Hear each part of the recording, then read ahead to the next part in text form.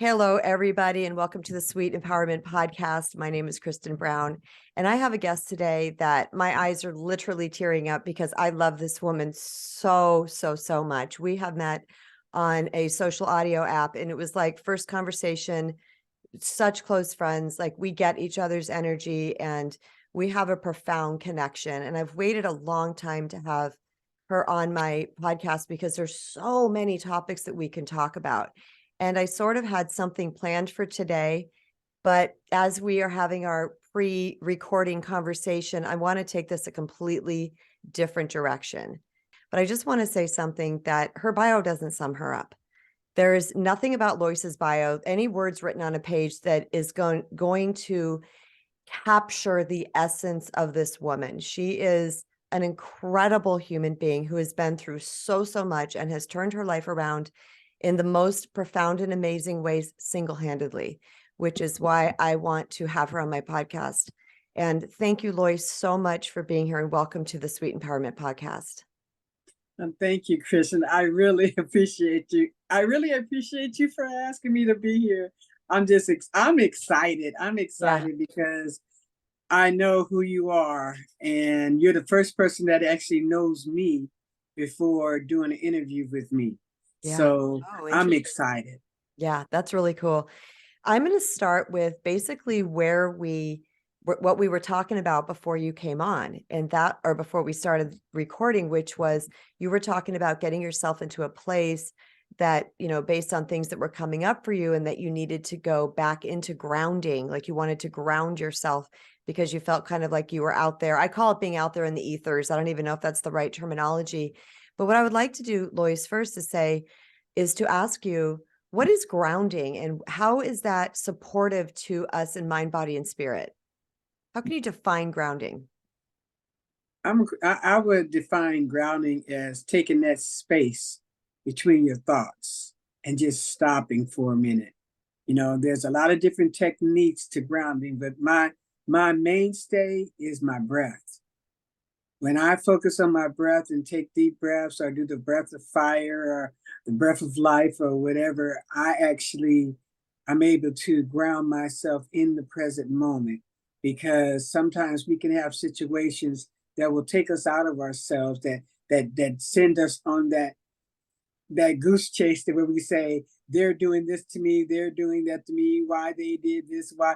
And if you allow that train of thought to start, it will build momentum. So when I catch myself going down a track that I don't want to go, going downtown instead of uptown, I will stop and I will ground myself. And if the breathing doesn't work, I say a Ho'oponopono prayer to make me get clarity in the situation, and as to why I'm agitated about a thing, because I understand that I still have a part of me, just like everybody else, that can express rage. Mm-hmm. Okay. And for me, most of my life, the rage was expressed against myself. It was violence against myself. Yeah, I underwent a lot of violence, yes. But the most damaging violence I underwent was the way I thought about what I went through. Yeah. My goodness, there's so much I could take off of from there. I'm going to wait for a Ho'oponopono until later, because this is a major part of what you do in your own journey and also what you teach. And I'm also familiar with it. It's an amazing process that we can do to release, but I'm going to wait for you to talk about that. So when it comes to blaming, you and I, this is something that we agree on, is that we got to take personal responsibility for, excuse me, what's happening in our lives. Many times people want to blame. So can you talk about the difference between, and even just the energy shift between pointing the finger out there, blaming everybody for everything that's happening to you, and what happens when we actually shift that energy and put it back to ourselves? What happens in that space? Well, most of the times when we're at odds with somebody, our energy is disrupted as well as theirs. And most times we point at the other person and we don't take personal responsibility for our piece in it. Yeah. And then we go and tell these one-sided stories to everybody to get them to believe what we want to believe, that we know is a lie. Okay. Yeah. Or we may not know. We may not be conscious of ourselves and conscious of our motives or our actions. But if we are, we will recognize that the other person is projecting. And if we're triggered, the trigger is just saying, hey, you got something underneath here that needs to be healed. Here I am. Deal with me. And then you actually have to ground yourself. Ground yourself. And once you ground yourself, you can act. And like I said, I use the Ho'oponopono here to ground myself. And it's just 4 lines. It says, I'm sorry, please forgive me, I love you, thank you. And it's saying it to myself. It's not saying it to the other person. And it's saying it in my head. It's not to the other person because I'm the one whose feelings hijack them. The other person can't make me feel any type of way. Any type of way I feel, that is my responsibility. And for that, I take responsibility and say, I'm sorry to myself, because I know any feeling other than motivated by love is a sin against myself. So what if someone says, oh, no, no, no, Loyce, you don't understand. This person cheated on me, lied to me, stole from me, did whatever they did to me. What if they say, you don't understand? It is their fault. What would you say to someone in that sort of mindset?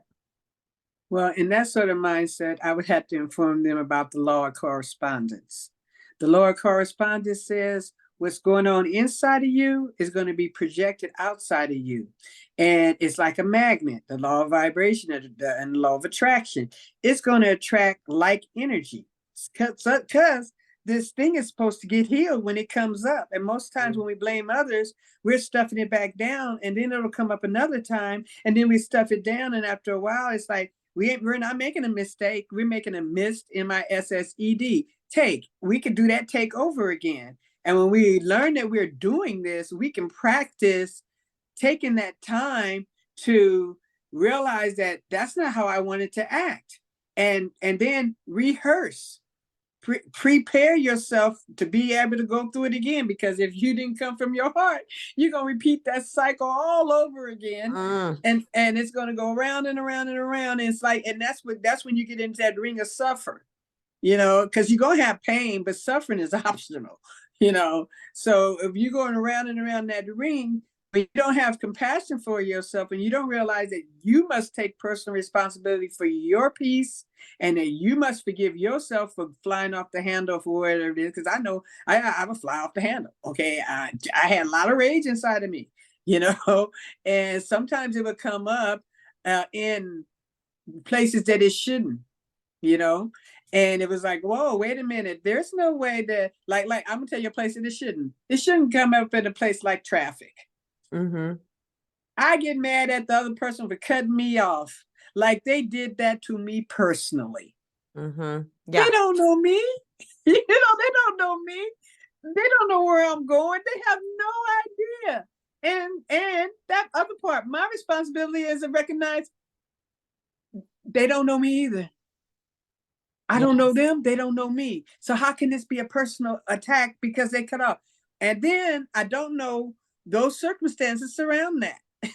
They could have a crying kid in the back seat that needs to get to the hospital. They could be rushing to the hospital because their daughter was dying. Okay, Yeah. it could have been it could be any situation, but we get angry, really angry, and it ain't that person. That anger is coming from someplace else. Amen. And when we ground ourselves and we realize we're doing this, when we ground ourselves, we're able to look at it and see it through the clear glasses or clear lenses, as opposed to lenses that we created when we experienced trauma, or lenses that we created to act like the trauma didn't exist, those rose-colored glasses. So if you're not looking at things clearly, you're looking at it either through a rose-colored, oh, that didn't matter. And you can't do that to yourself, because that's damaging you, because emotions have to flow, because it's energy in motion. And if the emotions don't flow, that energy, you don't express that energy out. Now, this does not mean you got to do nothing mean or horrible, because I express emotions all the time and I don't hurt anybody. Right. Even when I'm upset, I know how to express my emotions, because I know how to communicate in order to let somebody know what's going on without being offensive. Let's go there for a second, because one of the things that I like to do for myself is I like peace. I like Yeah. neutrality. I like open heart. I like this type of thing. But being human requires us to have emotions, and those emotions are guideposts and they show us, certain things. So I talked about this in my book, my second book, where I was getting really irritated one day. I was so Mhm. irritated. I was like, why am I irritated? The first thing that came up was that I was being interrupted by people as I was trying to write my book. But then, so I could stop right there, Loyce, and I could blame. Oh, it's all them. It's all my family that's trying to interrupt me, who are Mhm. innocently just coming to knock on the door because they've done it a million times before. Yes. But what I said was, okay, I'm irritated because I'm not actually setting clear parameters and boundaries around my writing, right? Okay. So I shifted from that to this, and I feel like emotions are bomb ass. Like they're the best thing that we can pay attention to because they are going to guide us. And for me, if I've noticed myself driving down the car, Loyce, and all of a sudden I'm calling everybody an asshole or I'm flipping them off underneath, I'm like, I'm like, oh, Kristen, what Okay. is going on? Like, where Yes. is this coming from? Right? Okay. Yeah. So, what would you suggest to somebody that they could do when they're noticing a lot of like a dense energy coming up inside of them, or maybe they don't even notice? How can they start to notice so that they can start the path of healing?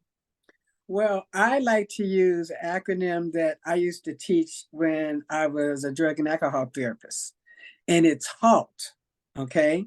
Mm, And for me, I don't make any big mighty decisions or any major decisions when I'm in a halt state. And halt means hungry, horny, hormonal, angry, lonely, or tired.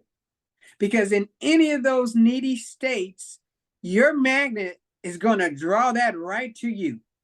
I mean, it's like bam, slam, and then you in this kind of crappy verbal altercation or physical or car entanglement or something because you left your house when your energy was not in a joyful, in a upper, a more of you could talk about this one too, more on that emotional guidance scale.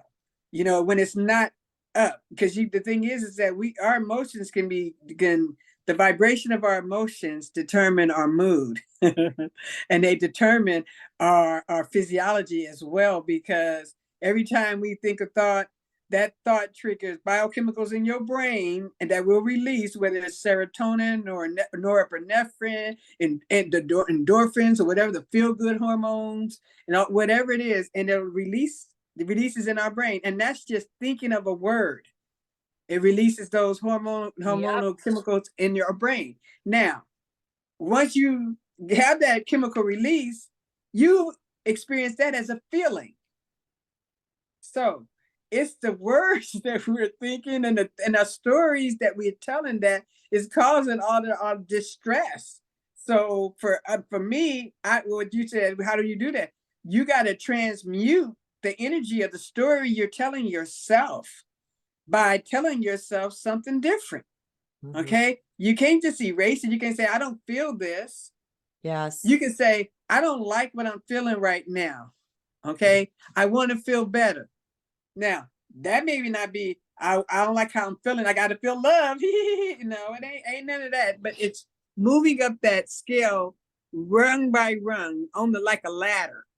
And then you bring yourself up. And sometimes you may not be able to get from I can't stand them to, hey, everybody acts like that sometimes right away. But you got to walk yourself up because your thoughts are controlling your physiology. Those neurotransmitters and chemicals that are released, hormones released in your body, are from your thoughts. And they create a dis-ease state when they're imbalanced. Mm-hmm. Like you don't have enough serotonin, you got depression, you know? And it's a lot of drugs that we've been offered to solve a lot of this stuff. But when you start realizing that this is a medical physical situation we got going here, there's some laws of the universe that we need to operate within when it comes to energy and vibration and stuff like that we need to understand and know, because in that case we'll be able to have a blueprint sort of so that we can shape what we want. Because the law of attraction is just one of the laws. Okay. There are 11 others that control this universe. And when we understand how it operates, the law of cause and effect, the law of vibration, you know, it's like, man, it's just like when we understand that, we're able to better orchestrate and shape our lives into what we want. But the biggest thing is doing that halting yourself when you know you're in a bad place, and refocusing and grounding yourself by meditation, grounding yourself by saying the Ho'oponopono prayer, grounding yourself by getting out in the sun and in nature, grounding yourself by taking a hot bath and getting in the water, because something about the water. I don't know what it is about the water, whether it's a bathtub of water, a shower of water, an ice bath of water. It is something about the water that calms that vagus nerve and gets you back into who you are and grounds you right back to the moment so that you can see clearly. You know, but the whole thing is you got to shift. You have to make a shift, and it's a conscious shift, and it's practice, and you can't beat yourself up. It's baby steps. It's baby steps. It's always baby steps. And I feel like it's about slowing down. We're such in this big mad rush to get there, that's out there, but there is no there. We never get there because life is a journey and a process. I want to back up just a tad and talk about how repressed emotions can create illness inside of us. And you know a lot about this. So take it away, sis. I know a lot about this because in 2010, I was sent home with 48 different diseases, most autoimmune in my body, and was given some pain medication and a letter saying there's nothing else we can do for you. A letter? I got a letter from my doctor saying that she can no longer help me. She's done all she can do. She sent me to pain management specialists, and good luck. Okay, because I went to everybody to try to get healed, and I was doing everything they were telling me to do. I was eating the stuff. Had a backpack of medication that everybody had me taking, and I proceeded to have a near-death experience. You know, and as I was Can you tell us briefly about that, Loyce? Can you tell us briefly about the NDE? Yeah. Okay. That was my second one. I had first one at 17. But but this particular one was because of the 48 diseases. And after she sent me home to die, and I was thinking, you know, what am I supposed to do? My daughter is sick. I don't know what I'm supposed to do. I mean, and I went to everybody I could, but I went to the doctors. They sent me away. I even went to the church that I was ministering at, that I was sick and I could hardly go. And they basically told me I was sinning, so there was nothing they could do for me. I was like, whoa, dude. Okay, I see this. And then I got to the place where I wanted to live so bad. And this is what I said too.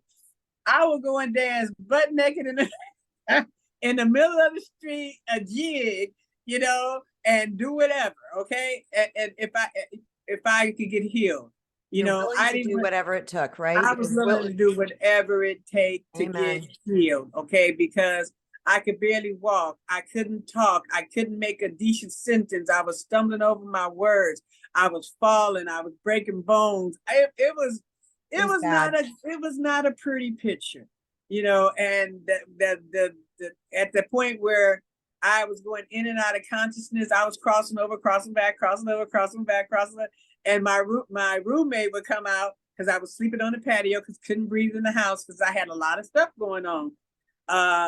He would come out every day. You alive? And I'm like, yeah, I'm still here.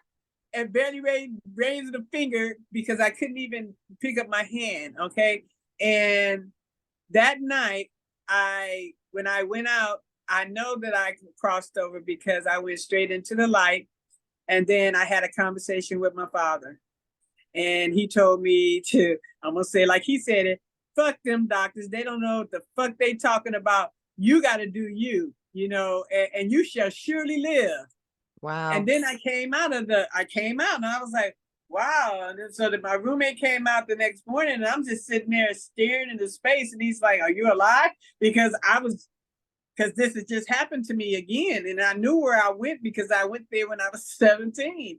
And it was like I was talking, it was not, it was so, when I was 17, I did the whole tunnel experience into the light. Okay. When you know, you know, too. Yeah, When you know, you know. yeah, and this time I went directly into the light. So I guess I had already did the tunnel part. Yeah, yeah, that was already done. You know, it's like you don't have to do that part again. So I went right into the light, and like I said, had that conversation, and I asked God when I came to. I said, okay, if I shall surely live, you're gonna have to be my hands, my feet, my legs, my eyes, my ears, my mouth, my hair, because everything was going. I mean, all my hair was gone. I went from 290 something pounds to 118 pounds within under a year.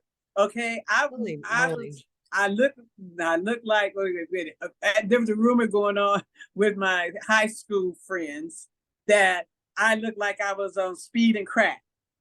Okay, my skin was ashen and I was dying, and God told me what I had to do, and it began with washing a window, moving the energy, because I was led to understand that. Let's talk about that, Loyce, because these are stories, y'all, that I've heard before, but each time I hear them, I still get chills. I'm still blown away. But this window washing episode was a very important thing because it sounds like here she is laying on the porch. She has a near-death experience. She speaks to her father, and her next step is washing a window. So let's talk about that. Okay. Yeah. Well, I wasn't able to stand up. I wasn't able to do anything. I had to get a bowl of water, like a little tiny cereal bowl of water with the little water in it, because I would spill it, because I remember I wasn't stable and I was rocky when I walked. I had a cane and all that stuff in the little walker. I had all the apparatus. Okay. I'm gonna say it like that because I appreciate it when it was there. But no, I didn't like it at all because it made me feel some type of way. I'm gonna say it like that, but I'm grateful for it. So, but the whole thing was moving the energy was the first thing I had to do. Okay, and I had and he showed this to me step by step. It didn't all come at me. Oh, he's telling me to move my energy. No, it wasn't like that. I said I was willing to stand in the street butt naked and then dance a jig. So I heard a voice and said, I said, well, how am I supposed to clean the window if I can't even stand up? He said, remember, you said that you would dance butt naked, but all I'm asking you to do is wash your window. And I was like, okay, window, you're getting washed today. And it took me 8 hours to wash a window, one little window, because I had to keep going, sitting down, standing up, going back to the sink, coming back, getting up, sitting down, and going back. And as I began to move my energy of my body, my physical body, things started feeling different. Okay. And then I said to my friend asked me, girl, you still having them migraines? I said, girl, I don't even talk about it. I said, but you know what? One day it's going to come when you're going to ask me that question. And I'm going to say, girl, what migraine? I don't know when the last time that would happen. And after months, I was able to drop the migraine medication, drop the this, drop the that, drop till now. There are only a couple of things that plague me, and that's still a gluten sensitivity and seasonal allergies. So those two are still on the list of the 48. But 46 of the stuff, that included diabetes, high blood pressure, high cholesterol, anemia, fibromyalgia, migraine, major depressive disorder, anxiety disorder, gastrointestinal, Crohn's, and with a mix of the other one. I can't think of it right now, but it was a laundry. I think I know what the other one is. It was a laundry list of disorders that were going on. And as I moved the energy in my body after coming from that near-death experience, I started healing. And then when I started healing, of course, I'm grateful. So I'm saying I'm grateful every day, every time I'm so grateful I can wash this window. I'm so grateful. I'm so grateful. I'm so grateful. And the more I was grateful, the more I had to be grateful for. And so the gratitude, along with the energy movement, hey, I'm here now, climbing mountains in south of France. Okay. That's right. Riding a motorcycle, living my best life, That's right. doing my hobbies and making money doing my hobbies. you know. I want to say something about gratitude. I was listening to a talk the other day with Dr. Joe Dispenza. So this is not my information. This is coming from him. But he said that when we are in a pure state of gratitude, that there are 1,200 chemicals that are released in our brain. Not one, not four, not 50, 1,200. So let's talk about this as you started to move energy, because if I remember correctly, you didn't really know about energy and transmuting. I didn't know about the energy. And I this, didn't, and not this, at that stage. right. And this is why, a certain point I wanted to make, because when we ask for help, God is not going to go, hey, girl, go transmute your energy, because we don't know what that, right? We're not even thinking about that. Not at all. God said, clean the window, wash the window. And then when we take these next best steps, right? Then how did that open up the world? Because I'm sure it wasn't just from washing windows that you were able to heal. I know that you started to drop medication, medication. Sorry, y'all. You started to drop medication, and you did start really studying and learning. Like, you're a font of knowledge now based on this experience. So can you give people just a little bit more in depth to not only maybe a little bit more about how you transmuted energy, but also what else you did? Okay, so when I realized that I was moving, I just was doing anything that I was inspired to do. I didn't do nothing without being inspired to do. If I was told to wash a window, I washed a window. I didn't try to wash all of them at the same time, but eventually every window got washed in the house. Then that led to me being inspired to begin to look at each disease that I was assigned. I'm gonna say it like that I was assigned and that my body was experiencing, and to see its etymology, to look for what its roots, how does this occur, how did that occur, and all that kind of stuff. Okay. And then when I did that, then I would get my blood test, and I was just inspired to do all this. This is not somebody said, oh, follow this pattern. No, I was just inspired to do this. The first thing before I started changing the diet and stuff, I had to find out all the diseases, what they meant. Who am I in the boxing ring with? I was like Tyson. I was in the boxing ring with, Ali, you know what I'm saying? And I don't know how he fight. So I had to find out each disease that I had to fight in order to get it back, my body back into equilibrium. And I had to study each one of them. Now, some of the information I understood, some of the I didn't. That I didn't understand, I didn't worry about. I just focused on what I could understand. And later, I was able to understand all of it, because it was, again, baby steps. I didn't stress myself out trying to figure something out. When I got stuck, I was just grateful for what I was able to do. And then I moved on. And then I was encouraged to get a list of all my family's diseases, because a lot of my family had already passed on or transitioned. I like to say now transitioned to the other side. And a lot of them had a lot of the same diseases that I had.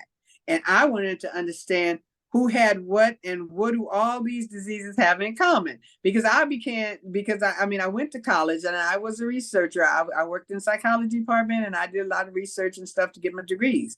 So I knew how to research. So okay, if I have all these diseases and they had these diseases and they had these diseases, and then some of the rare ones, what do all these diseases have in common?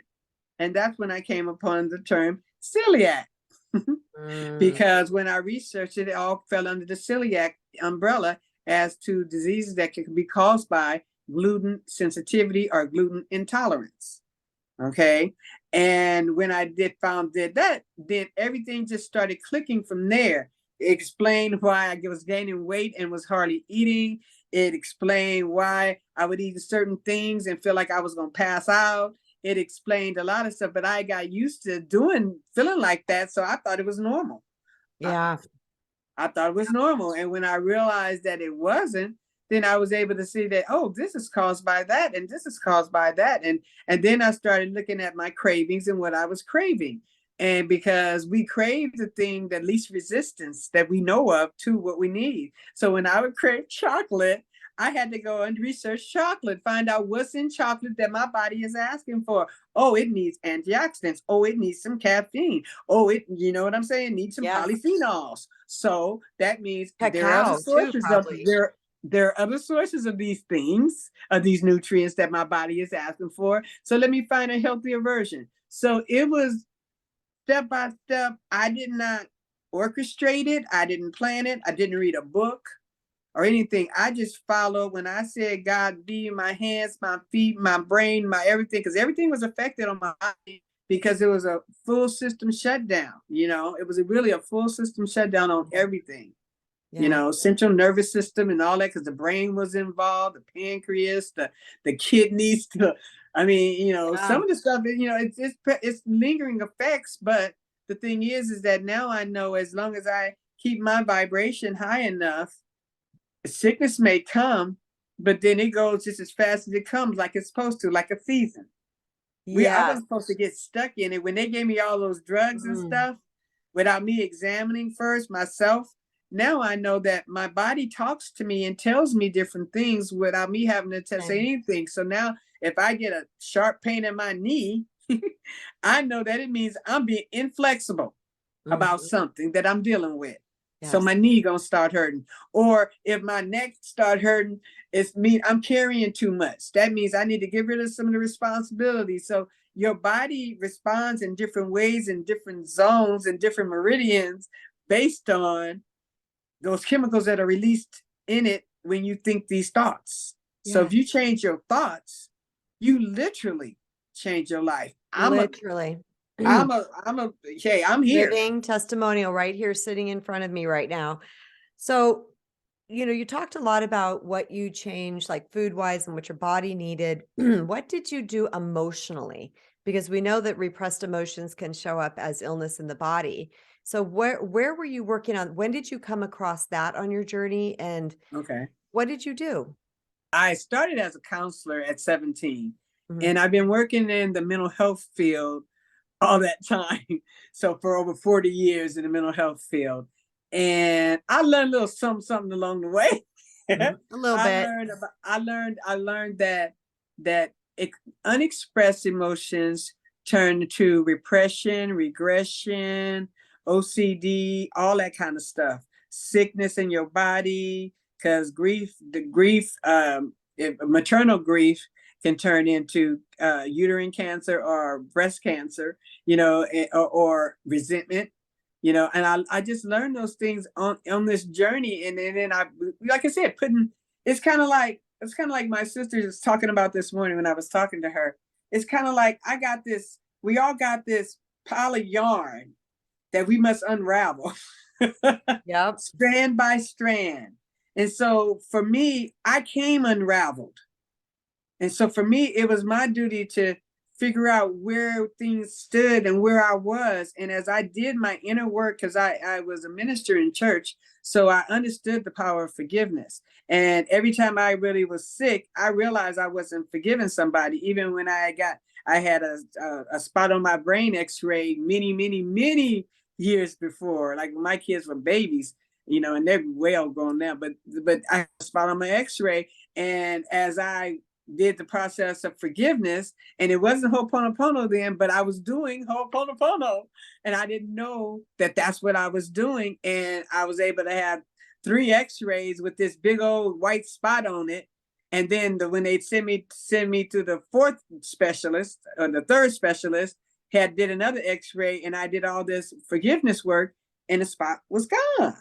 So I knew the power of forgiveness already, Right. because I knew I was only hurting myself. And for me, being that it was in the brain at that time, it meant that my thoughts were harming me. So I started paying attention to the Yeah. things I was thinking, and I was able to help a lot of other people. However, the problem came when I neglected myself.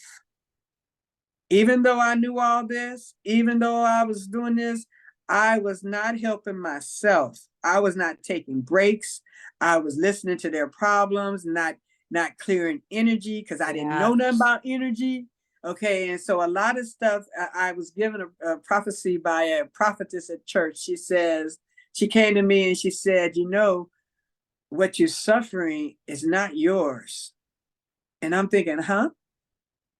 Yeah. She says, you're suffering for other people. And that's when I realized I was an empath.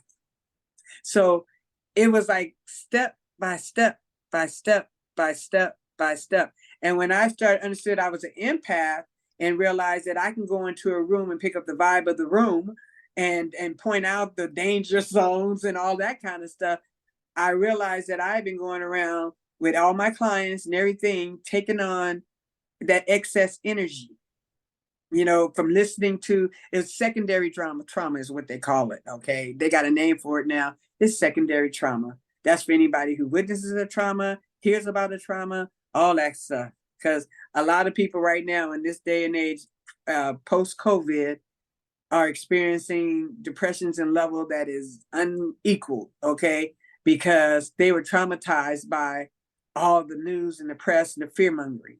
Yes, I just have to say something, Loyce. I got to jump in there and say the secondary trauma. I understand this, I feel this, and it's one of the reasons why I am so incredibly careful about what I take in when I watch TV. I cannot watch anything that has to do with torture because like there's something that happens inside it'll bother me. I will absorb that for so long, even if it's just someone punching someone repeatedly. That's enough for me. That's torturous to me. And I feel like I have to go shake off this vibe. And I don't know if it's just because I'm more aware of it now because I'm older, but or maybe we're more resilient when we're younger. Maybe our little our little energy bubble is more pliable. I don't know what it is, but as I've gotten older, for sure, I've really had to be mindful about removing things that have ick attached to them, whether it's people, whether it's whatever it is. I need to remove myself from that because I want to be I want to be a clear a vessel as possible and to Right. move that energy through me. So what I'm hearing and also practice in my own life is that we are energy and we Yes. need to move this energy through our bodies. And one of the what started this conversation when we were talking prior to hit record was we were talking about, you said I needed to do some work in your root chakra. So let's go into the energy centers of the body, the 7 energy centers and what they are and how we can let's do this, Loyce. Let's talk about what each one is and what it's responsible for and how we can keep that energy moving. Okay. I can't say I'm well versed in this because I'm still learning the things, but I know I don't it's like I kind of know what to do, but I can't tell you how to do it. But we have the 7 major chakras that run through the center of our core. Okay, because we have a core, an energy core. Okay. And I liken it to the core of an apple because because you're in the center and this is the core, your core, and Yes. around that core is a big ball of light. Okay, and it's called your Merkaba or Merkaba, however you want to pronounce it. Okay, and that is your vehicle that allows you to think different and rise from lower vibration to higher vibration. And when you talk about your chakras are your energy zones that govern certain organs and certain parts of your body. You know, and the foods that you eat, the colors of the foods relate to those chakras, you know, and strengthen those chakras, the colors you wear. So the first chakra is the root chakra. And I'm wearing this root chakra shirt because I found out more information about myself today in a meditation that I'm like, okay, I had to be Ho'oponopono. I can even say it now. I had to do the Ho'oponopono prayer, which is, I'm sorry, please forgive me, I love you, thank you, with myself because I witnessed some stuff in my meditation that showed me that I was not a nice person, you know, and that comes from my root chakra. That comes from that base where I am, the where did I come from? And because this situation was shown to me, I know it sounds woo-woo, but it was shown to me as in someone I was in a past life, you know, and that's my roots. That's what I came in here with. So for me to heal that part of me, I've done some energy exercises and decided that I was going to wear red. because at first I was going to wear blue for communication, but the red is for your roots. That's your family. That's your home. That's your grounding. That gives you, that it keeps you connected to the earth. That's the closest chakra to the earth. So that is your grounding. So I needed to be grounded back again because I didn't want my emotions to take off. I allowed myself to feel them, and I did a little bit crying, and then I let it go. Okay, so the red is that grounding place, is that family and heart and hurt and the things, things you can eat, your apples and your cherries, those red fruits and vegetables, red bell peppers and whatever. Okay, that's why they say you should eat the rainbow. That's the reason they say eat the rainbow of fruits and vegetables. Okay, and then after the red is the orange, and the orange, that orange part of you is that that's the sacral chakra. It's a sacral chakra. Thank you. It's a sacral chakra. And that's where the sexuality and all the issues with anything like that is going on and whatnot. Okay. And the things that you can do vibrate. And when you're having some, if you're having conflicts and all that kind of stuff, sometimes it's stuck there in that psychosexual energy that Freud talks about. I know that sounds as a little woo to everybody else too, because Freud was a little woo woo. But the thing is that sacral chakra, like I said, it's not confidence. I forgot what it was. It's not confidence, but I can't think of what the orange is. But I might be able to remember. But yeah, so you eat oranges and you eat fruits and vegetables that are orange. Orange peppers and all that other kind of stuff. And then after red, orange, yellow, then you have your yellow. It's a rainbow. You have your yellow. Your yellow is where confidence lies. So, and when I initially was supposed to come on here and talk to Kristen on video, because I don't really care for video too much, I was going to wear yellow and blue. But the situation happened that I had to deal with when I was in my meditation. So that inspired me to wear the blue and the red. Okay, I got blue on the bottom to help me with these things so that I can speak clearly, and your blueberries and your plums and those blue fruits and vegetables. Those are the ones that help with that as far as physiologically. Now, I don't remember what organs are what, but there are certain organs that are related to the chakras. I have not studied those because I didn't have to. I wasn't led to yet. Now that I'm talking to you, I think I may.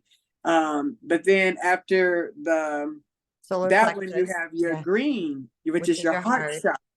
And that's why you really need a whole lot of green leafy fruits and vegetables. Okay, because that stimulates and enhances and enriches that heart chakra. And that heart chakra is the center of your being. It's the core. It's where your divine spark lies. It's right in the center of you. Okay, because it's a center for when you go from the chakras to the head to the toe. It's right smack center. And it's not necessarily where your physical heart is, but it's in the heart of you. Okay, and that one is green. And there's exercise you can do to exercise all these chakras. And then after that, you got your blue, which is your throat chakra. It gives you the ability to speak your mind, to communicate. And when my throat chakra was closed because I wasn't expressing my feelings, those things got trapped in my body. And my body got sick. And whatever it was, and I didn't have any control over, because the beginning of sickness is inflammation. All disease begins with inflammation. And it begins an inflammatory process in your body when you trap the energy for so long. And I had been listening to people tell me their problems every day, all day in, day out for 40 years. Okay. And that caused my body to be doing a shutdown, because one, I didn't know I was taking in energy from them by listening to this, and I was being traumatized. I didn't realize it. I was so busy helping them clear whatever it is that they were dealing with, and I did it successfully, that I didn't realize that I was being traumatized in the process. Right. Absolutely. I relate to that as a hairstylist for 30 years. It was probably year 1 or 2 that I realized I was bringing home every pet death or trauma or things that my clients were going through, and I'd be so sad or whatever the rest of the day. And I thought, okay, I got to figure out a way to not feel this, because number one, I was touching people physically, and I Mm-hmm. was listening to them and being very, very close in their energy field. I had to learn. I did not know it at the time. That's what I was doing. I didn't have all the words around it, but I definitely took care of myself, because I was like, I can't feel like this every day. And I did hair for 30 years. So I understand that Okay. completely. So let's just briefly do the last two. Well, I have a quick story about the throat chakra. When I was in my coaching school, I'd known nothing about chakras at this point. It was 12 Mm-hmm. years ago or so. And I was, no, 13 years ago. I was looking around the room, and there's these beautiful paintings all over the walls. And I was like, oh, this is so nice. But there's one every time I went into the room that I would stare at. And gosh, I really like that. And I finally asked somebody, I said, what is that? And they said, oh, that's the throat chakra. And that was the one chakra that I needed to open, because I was afraid to speak. And everybody who follows me has heard this a million times, that I had massive fear of public speaking. I was, people had attacked me before when I was speaking in my life and sharing my heart and sharing my knowledge and wisdom. So I had really closed down that center. So it was very interesting to me. And my first business card, I actually put a little symbol of the throat chakra on it, because I Mm-hmm. knew that that was an area that I wanted to work on. So we'll briefly do the last two chakras, and then we're coming up upon our time. Okay. The sixth one is in the center of your forehead. It is the third eye chakra. It is the chakra that is connected to your pineal gland, which is connected to all of your DNA information and the openness to the spirit. Okay. And when you finally see clearly, not seeing it as they fault, your fault, and you see balanced sight, you're seeing through your third eye. Okay. That thing where it's not rose-colored glasses and not trauma lenses, is that's how you're seeing, because you're also seeing through the eye of compassion, the eye of love, because you already ascended to heal that heart chakra. So now you're speaking. Now as you're releasing and stuff, your third eye begins to clear.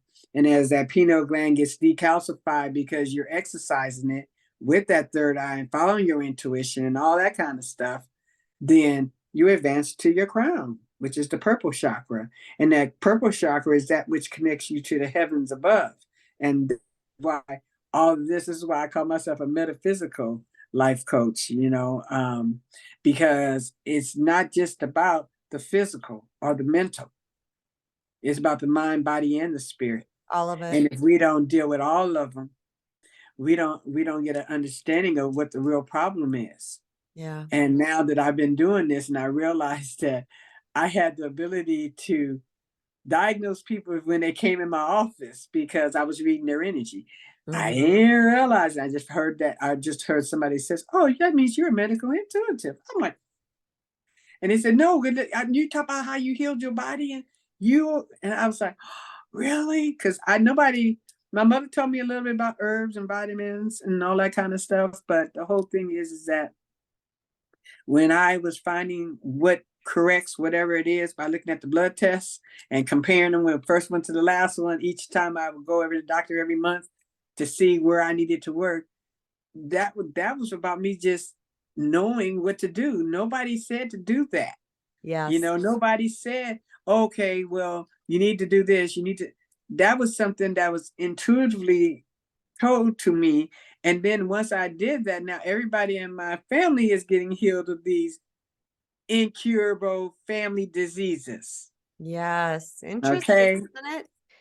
This is, when we talk about receiving inspiration, it's something that I circled earlier in our talk here on my piece of paper. And I was like, if I have a moment, I want to circle back to that, because Okay. what you're saying, like, no one was telling you what to do. This was strictly from the God source, spirit, universe, whatever we want to call it. Some people call it spirit guides.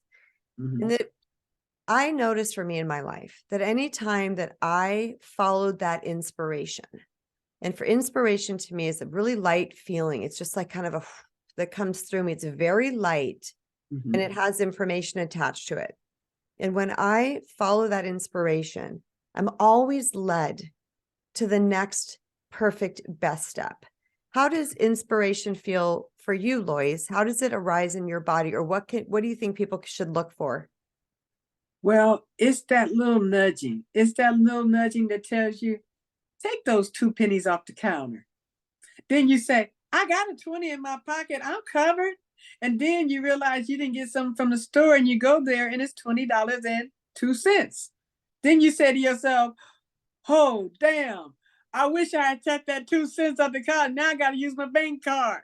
Okay. That's that inspiration. It's the little nudges. They want the thing that tells you, grab your umbrella. Yet your natural eye look out the window and say, it ain't raining. Or for me, I do this. I'm sorry. Uh, Take your car instead of the motorcycle. And I'm like, it's a beautiful day in the neighborhood. And then when I'm ready to go home, it's pouring down rain. So I'm riding the motorcycle In the rain. in the rain because I didn't listen. Because my desire to ride that day was more important than me listening to what that the voice that said. And then, take the car. So the thing is that it nudges. It's like a gentle nudge, and sometimes it'll tell you things. Nothing ever that's going to harm you. Nothing that ever is going to say harm you or harm nobody else. That ain't the nudge. That's not it. But the whole thing is, it'll tell you to do something that you think is contradictory to what you want. Okay, like when I did not have a house to live in. Okay, I was told to go buy furniture. So I went for over a 6 months period while I'm praying for a house with no income. Okay, at that time I had no income.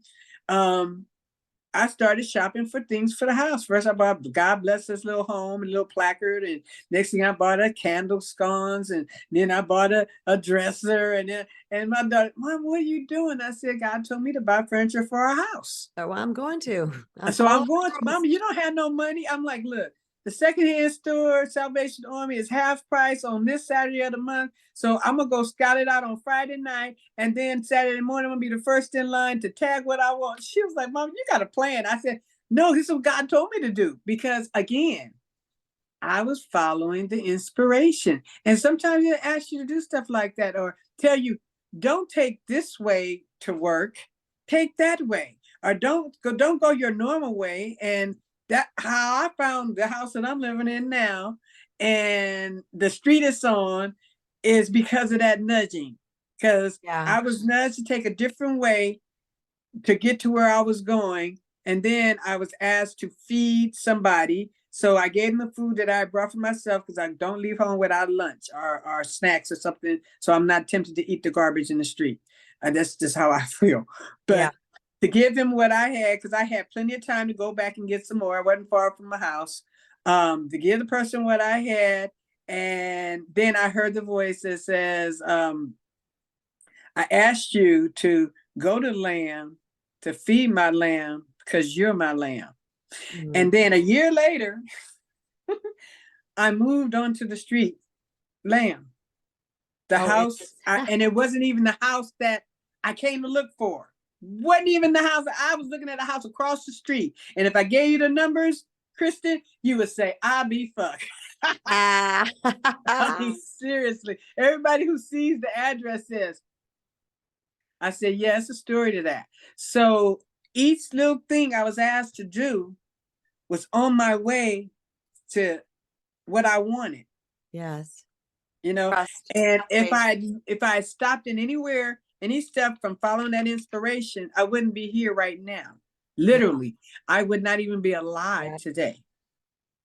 If I went with that report, and they say, I remember the song in church, whose report are you going to believe? I believe the report of my inner spark, my divine spark. That's where God resides, right inside of me. He's not in the clouds somewhere. He's inside of me, and he's inside of every human being, regardless of race, creed, color, or religion, because he is pure love, light, energy, and everybody. That's what we are at the core. And when we illuminate that light, we get to a place where we can go through any damn thing. I love it. Loyce, thank you. Flow. Oh, and flow. And flow. Thank you so much, Loyce. That was that was such a great way to wrap this up, is reminding us all that we are part of source energy, and that that source energy can work with us all day, every day, to lead us Mhm. to the next best step. We don't need to conquer Rome in a day. We need to No. just take the next best step to the right place, or the next best step for us to towards our destination. So Loyce, how can everybody reach you? How can people find you? I know where you're at everywhere, but tell everybody where you're at, and that your podcast. Okay. Well, you can find me on Neonly, which is NEON.LY/wings LLC. And you also can find me on Instagram and Facebook and the Owl app and my favorite Wisdom app. Okay. And on the Wisdom app, I exclusively do my podcast there for now until I'm finished getting all the equipment. But I exclusively do my podcast there, and it's called Igniting the Divine Spark Within. And there I teach you different things about who you are, so you can understand who you are, whose you are, and what you are capable of. And really, you are limitless. You're limitless. Yes. Your only limit is your ability to think better. You know what I mean? We don't have any limits, because I feel like I've shown myself that I don't have any limits, because most of my fears are gone. Anything that comes up now, generally I'm being shown is coming from part of my soul's journey. And Yeah. and you know what I mean? So Yeah. that's what I'm clearing now. That's what I'm clearing now. So yeah, you can find me on that. And y'all can find me on LinkedIn, I think. Awesome. Yeah, Thank you so LinkedIn. much, Loyce. As always, it's my ultimate pleasure and honor to share space with you. Thank you so much. Well, thank you so much, Kristen, for having me. I really enjoyed this, because I love this stuff.